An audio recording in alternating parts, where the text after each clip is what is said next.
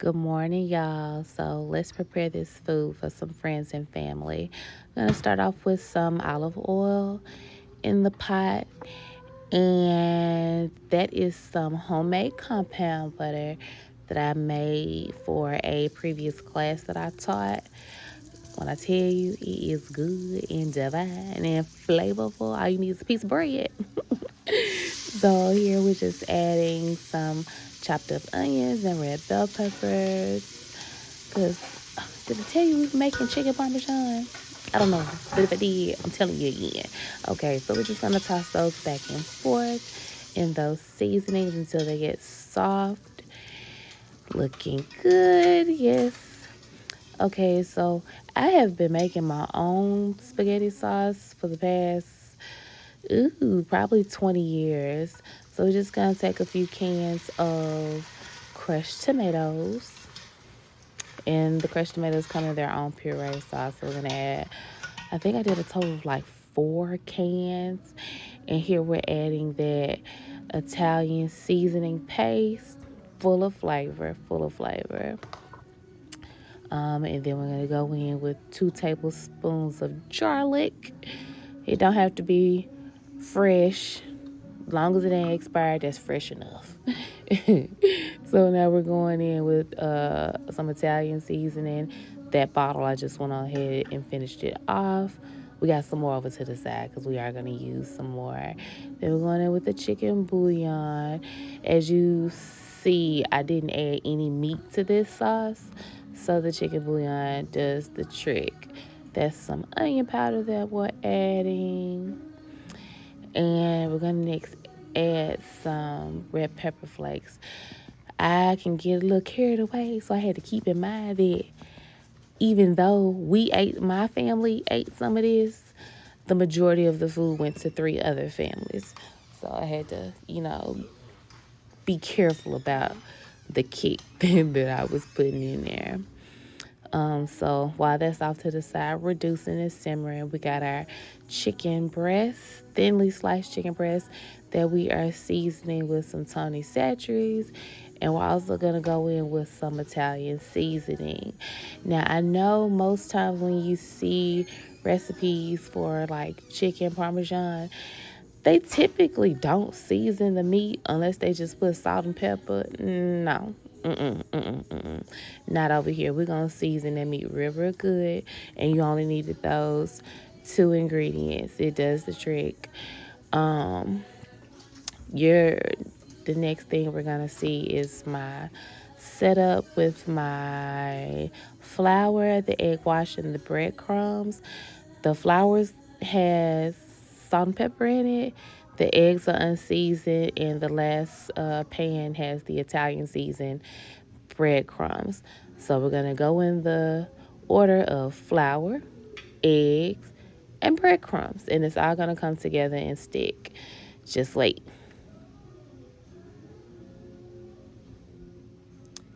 Then the eggs. And this could get kind of messy, which is why I only used one hand the entire time. And I think how many eggs did I use? I think I used 4 eggs, and 4 eggs was plenty. The flour was plenty. I probably used maybe 2 cups of flour.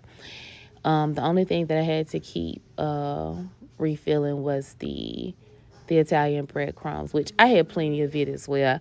I just didn't want the pan to be overflowing with the breadcrumbs. But now we are frying that chicken, or have fried that chicken on both sides.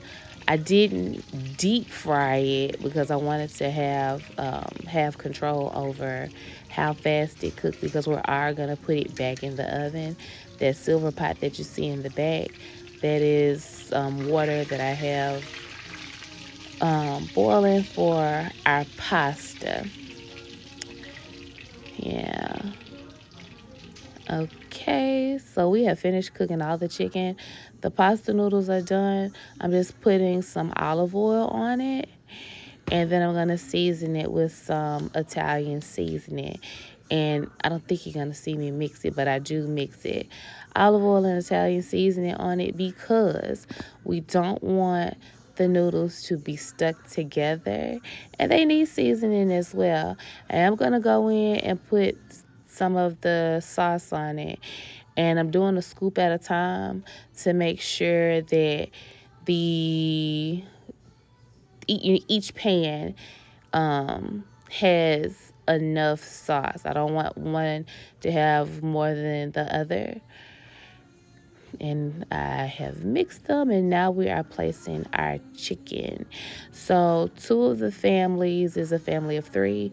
The other family is a family of 2.